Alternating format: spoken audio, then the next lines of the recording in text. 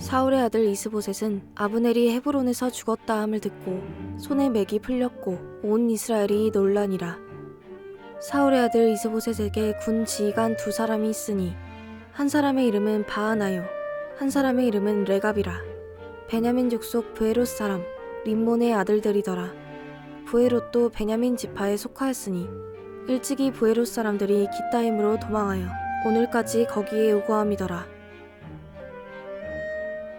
사울의 아들 요나단에게 다리 저는 아들 하나가 있었으니 이름은 무비보셋이라. 전에 사울과 요나단이 죽은 소식이 이스라엘에서 올 때에 그의 나이가 5살이었는데 그 유모가 안고 도망할 때 급히 도망하다가 아이가 떨어져 절개되었더라.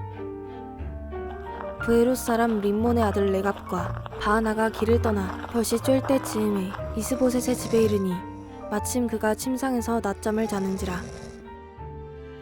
레갑과 그의 형제 바하나가 밀을 가지러 온 채하고 집 가운데로 들어가서 그의 배를 찌르고 도망하였더라. 그들이 집에 들어가니 이스보셋이 침실에서 침상 위에 누워있는지라. 그를 쳐 죽이고 목을 베어 그의 머리를 가지고 밤새도록 아라바길로 가 헤브론에 이르러 다윗 왕에게 이스보셋의 머리를 들이며 아뢰되 왕의 생명을 해하려 하던 원수 사울의 아들 이스보셋의 머리가 여기 있나이다. 여호와께서 오늘 우리 주 되신 왕의 원수를 사울과 그의 자손에게 갚으셨나이다 하니 다윗이 브에롯 사람 림몬의 아들 레갑과 그의 형제 바하나에게 대답하여 그들에게 이르되 내 생명을 여러 환난 가운데서 건지신 여호와께서 살아계심을 두고 맹세하노니 전에 사람이 내게 알리기를 보라 사울이 죽었다 하며 그가 좋은 소식을 전하는 줄로 생각하였어도 내가 그를 잡아 시글락에서 죽여서 그것을 그 소식을 전한 가품으로 삼았거든.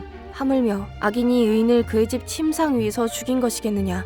그런즉 내가 악인의 피 흘린 죄를 너희에게 갚아서 너희를 이 땅에서 없이 하지 아니하겠느냐 하고 청년들에게 명령하매 곧 그들을 죽이고 수족을 베어 헤브론 못가에 매달고 이스보셋의 머리를 가져다가 헤브론에서 아브넬의 무덤에 매장하였더라.